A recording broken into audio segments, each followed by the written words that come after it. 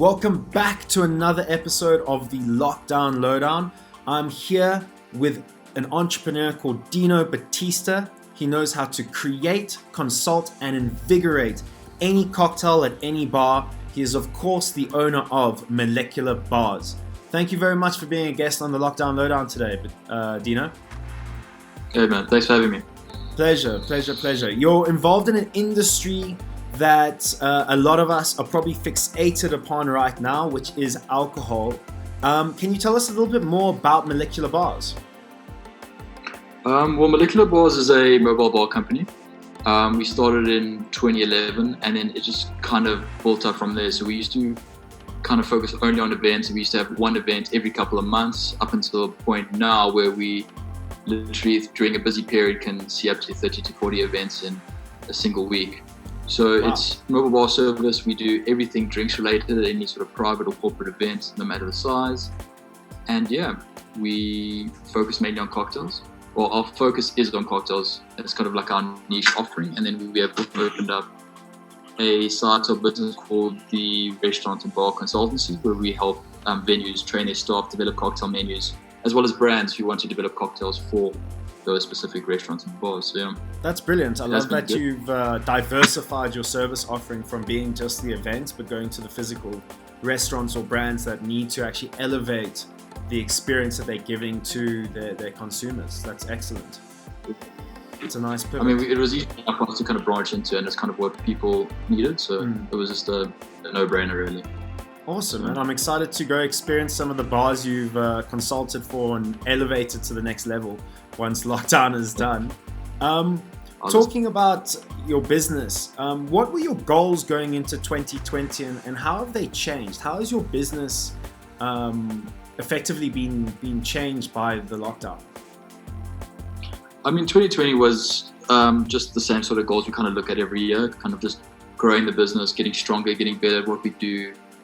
We were only Joburg based, and every year we threatened to open up into other markets, and this year was the year we were going to perhaps look at entering Cape Town and kind of put our toe in there for a little bit.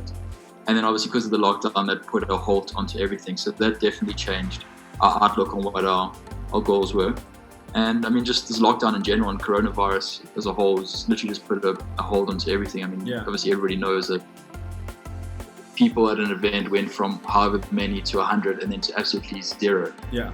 And when that got announced, we got a call that Monday, and then everybody had literally just either cancelled or postponed. But everyone they postponed couldn't really give us a date as to when they would kind of rehost the event. So we're kind of sitting in a bit of like a grey area as limbo. Like, I mean, yeah, it is a bit of a limbo. We will obviously be able to continue once again, but will it be this year? Will it be next year? Will it be in a month? Will it only be 10 people max? So not really too sure what is going on now. So literally having to play it all by ear, really. Yeah, I guess that's the $1 million question, or for some instances, the $500 billion rand question, based on what Cyril announced yesterday. Yeah, I mean, it's a challenging time, and I think what's really important and what this series, the Lockdown Lowdown, is about is actually just seeing how businesses and entrepreneurs are adapting during this time. I know that you had said because of the cancellation or the postponement of events, it's actually giving you some respite where you can actually catch up with more of the mundane runnings and operations of your business. So have you found that to be like almost like a silver lining? It has, in a way. I mean, with events, you're constantly running, and everything in your life is determined by a last minute event. So whatever happens last minute, you kind of just have to adapt, fix it, and then move on again. So you're constantly on the rush, and you never really get that opportunity to kind of just put your mind at ease, because something in the back of your head is like, I wonder how this is going. Is this okay? This is going to mess up. What am I going to do to fix that? So It has definitely, the lockdown at least has helped me kind of stop, breathe, get to the things I have wanted to get to, and focus a little bit more on myself and things in the business that have been bugging me for a while that I now have the time to fix. Yeah. And I mean, it has been good in that sense, but also been quite challenging in the way that we obviously have no income at the moment, and not really too much of income projected for the future, because it all depends on what is announced this week and how it happens. And even if it does get completely clear to open once more, it still kind of plays within the realm of people's minds. Like, when will people feel comfortable enough to host an event, even though it is completely open? When will someone feel comfortable enough to attend an event? So all those factors still play a role in what happens with us, and I guess the whole eventing and entertainment industry. No, completely. And I think the thing is, the cap of having 100 people was just a precaution, but I mean, this virus is contagious just through touch from one person to one person. It doesn't even have to be in such a big group. So I know the challenge that you're facing is definitely one that is concerning, but hopefully just in the coming weeks and months, more will be shed upon that. But maybe this means there's an opportunity digitally for molecular bars. What have you guys been doing via digital channels to market your guys' business to stay top of mind with your audiences? To be honest, we have been quite on the lowdown with our kind of social marketing at the moment.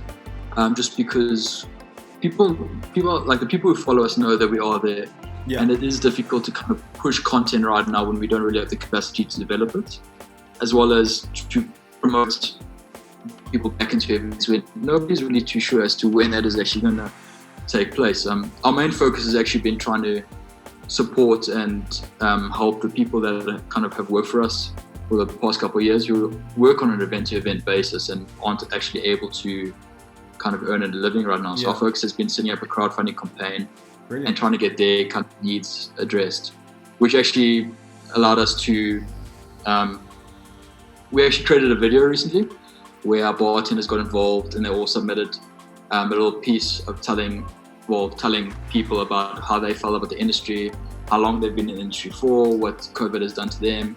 And then we kind of pieced that all together as a bit of like an expose to everybody out there who doesn't really understand the industry as well as someone on the inside, or has never really had the opportunity to bartend before. And we kind of compiled a very short 2-minute clip that really was a little bit emotional, kind of got people understanding where we are sitting and how many people out there really are kind of just sitting in the unknown right now. So I mean, I do urge everyone to check it out. It's pretty awesome. Yeah, we'll get the details of that link below.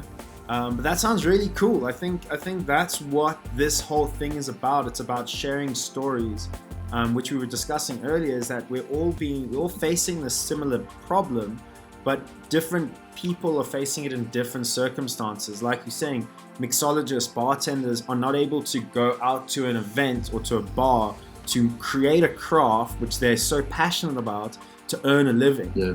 You know, the whole thing is that we can't go out. Alcohol is now off limits. How can a mixologist get that? So I really think that crowdfunding idea, that's so cool. That's a great idea. Yeah, I mean, a lot of icons in our industry have also taken advantage of that Instagram Live. I guess everyone everywhere in the world is taking Instagram Live. Like 6 live stories running at once, but they kind of look to help people like how to make cocktails at home with what you have. And this was really inspiring to see, because I mean, as a bartender, you should be able to kind of create anything out of anything. Yeah. So they've urged people to let them know what spirit do you have, what ingredients you have. Let me try to help you make a cocktail with what you have, and try to get it to last as long as possible. So, I mean, that has definitely been a big kind of what do you call it? Like a big emergence in our industry, which has been awesome. Yeah. And I think a lot of people are to practice with at-home cocktails themselves. Well, I think maybe that's awesome. Also just the cool thing about it is, I mean, I have a little bit of experience doing cocktails and making drinks. So I think for those that haven't been in that position, the idea of a cocktail, it's almost it seems too difficult to do, when in actuality, it's just mixing this with this, shaking it, stirring it, and just presenting it. And it's just a combination of flavors and measuring. Much like cooking is, or baking, it's just it's a science, but it's I would say more fun because alcohol is involved. Oh yeah, no, it's definitely more fun. And I mean, anyone can really do it. I mean, if you are able to taste and you know exactly what you like, it shouldn't be that difficult. No, 100%. Just keep adding to that point, and then you're done. Yeah, and practice makes perfect, right? So the more you get to do it, the more confident you are when you do start flaring and you start catching the shakers and just doing tricks effectively. I mean, that's it. I think there's I don't know if you've seen it. It's the new Savannah advert for the Savannah G. Oh, yeah. And the guy ordering the cocktail. Yeah, he's ordering the cocktail and he starts chiseling the rock. And I mean, like for me, I found that hilarious because it's the extremeness of what you can make a bar like molecular bars could go to, with regards to it being the whole flurry of the garnish, but it comes down to the simplicity of the taste of the drink. Yeah, I mean, if you watch any sort of global finals of a cocktail competition, you'll see that the lens that these guys and girls go to in order to put together the most dramatic, beautiful looking cocktail. I mean, they all converge from all these different areas around the world to one single country. But the amount of items that they managed to bring with them, like someone, I can't remember, they were from like Eastern Europe, rocked up in, where was it? I think it was like America, and had this massive ice sculpture that they somehow organized. And this is how he served his cocktail, through this ice sculpture. So, I mean, that Savannah ad really does look like it takes things a little bit too far, but in reality, actually, in some instances, you can you could grow a beard waiting for your drink. Yeah, 100%. I think that's great. I think that almost comes back to the sense of what South Africa does and deals with certain elements. You know, obviously Savannah's known for using comedians and having that comedic right to play. What have you seen that's inspired you about South Africa dealing with COVID-19 currently in online or over digital channels? I think a lot of times with South Africa specifically is that whenever something does get really serious, it's always humbling and awesome to see how many people actually get together and support each other. Yeah.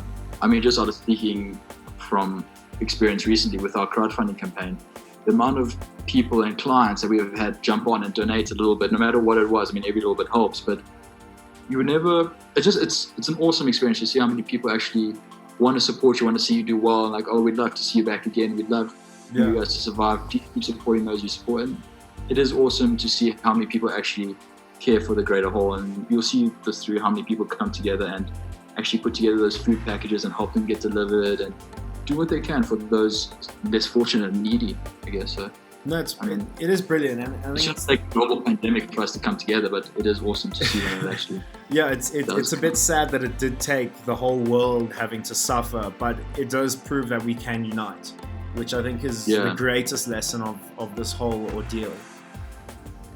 No, definitely, it has been awesome. Can I ask you now? Continue. Yeah. No, go on. Can I ask you now, as an entrepreneur, how do you foresee business changing in South Africa and across the world after this? What is the new normal for you? I mean, I think a lot of people have realized that a lot of things can just be settled over email instead of setting up a face-to-face meeting. Mm-hmm. And I'm sure everyone has experienced that situation where you get in your car, you drive to a meeting, you sit down, you chat for 10 minutes, you're like, cool. You leave and you have this understanding that this all could have been settled through one single email. And so I think a lot more online communication is going to be done. A lot less traveling, I guess. Yeah. Especially a lot of people who are in our position, especially like brand ambassadors who travel a lot globally and nationally for their jobs. They could actually set up like a webinar or whatever and have a lot of people join in instead of going to one single venue and have 5 people. So I think definitely technology is going to play a massive role in this all. It is somewhat limited to the eventing space. Yeah. A lot of people have started to experiment with online events.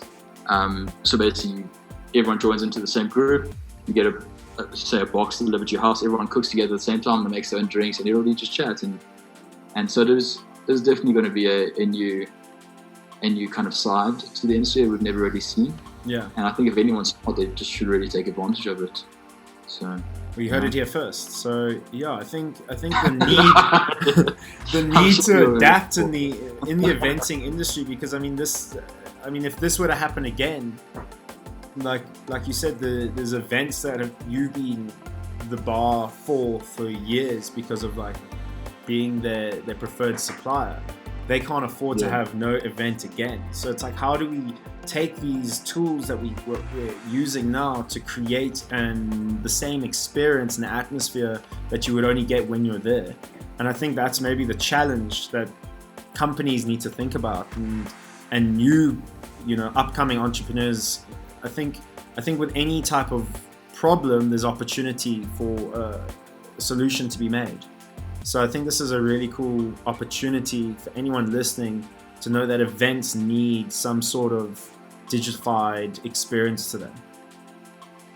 Yeah, I mean, to an extent. I mean, there's nothing at the moment that kind of really beats human interaction, and people need that. And that's why people go crazy in isolation. Yeah, you need that human contact, human interaction. You need to be able to be with everybody, and that obviously creates a massive kind of feeling, like an awesome environment for people to thrive in. So, 100%. And there's no better but to an extent. And there's no better connection made over a drink, right? Over sharing something that is, yeah. And I think that's why it continues to go on for hundreds and hundreds of years. Is our relationship with alcohol. I mean, there's obviously extremes to anything, but I think when you're just enjoying a cocktail made by Molecular Bars with friends and family, there's something really. The most important thing is the partaking in an experience. Yeah. You know what I mean? It's difficult to be part of an experience when you're not there. It's true. So now, moving away from the business side, because I think you've really given us quite a lot of food for thought regarding the events and COVID and the lockdown and its effects on you and the industry as a whole. When you heard the lockdown was coming down, what was it that you had to get out and purchase for your essential item, so you could make your lockdown as comfortable as possible? Sure.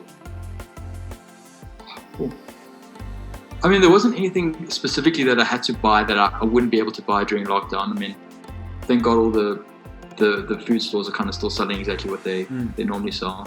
My biggest concern was, I mean, at our office, I'm a bit of a plant fanatic, and I have all these plants scattered throughout our warehouse that if I had to leave them there during the entire period of lockdown, they would be dead. Yeah. So I had to make sure that they all came home with me. So one day I just put them all in my car. I couldn't really see where I was driving, but I must have brought them like 20 plants to me. And now they're all like scattered around the place, and so they definitely had to make their way back. And thank God I love plants. I really enjoy it. I love growing them. I love watering them. Yeah. This is probably like the saddest point of this interview right now. No, not at all. I mean, I can tell by your passion. I don't know. I keep seeing glimpses of it on your arm. Yeah, I got a whole bunch of tattoos, which is actually linked to my business. Oh, fantastic! Because I saw the top. I can see a cactus and a flower at the top of it by your wrist. There's a rose here. There's a Sugar Skull Stormtrooper. This is all actually tattoos we got at work, believe it or not. Most of them, to be honest. So, well, I can see what Molecular Bars do during their lunch breaks. They go and go get a tattoo. We'll talk to Fallen Heroes Taste Ace, see if you can sponsor one after the... He actually did my first tattoo for me ever, which is over here on my... Amazing. Well, there you go. Now everyone's seeing how the Lockdown Lowdown is weaving into the social fabric of South Africa. Yeah. Guess, no guess. That's amazing. Well, maybe that's a good question to ask. What's the first tattoo you're going to get after the lockdown? Oh, God. Actually, it links to my other story, but when we actually started Molecular, whatever money we made obviously went straight back into the business. And as owners, it was cool, but it was awesome to see your business grow, but you would never really get anything at the end of the year. So we decided to put away a little bit of money, and every I think it was like December or January, the 4 directors would go to a tattoo shop, pull a tattoo out of a hat, and we would get tattooed, and that would be our gift from the business. And every year we've kind of changed the theme from like American Classic to Tiki to Sugar Skulls or whatnot. So we actually overdue a tattoo from last year. So it all depends on what we kind of pull out the hat next, and that will be my next tattoo. And I think the theme was Lego superheroes. That's so very whatever cool. pull out the hat will be my next one, most likely. I think that's a really cool story, man. Like I love how you guys have just joined together to create that as your tradition. And now I think even more so the need the Lego Lockdown superhero. Yeah, exactly. And just before you go and we get all the details, I just want to ask, what made you decide to do this interview with us, DarkMatter? What made you want to be part of this? I mean, look, I definitely had the time, so I thought, why not?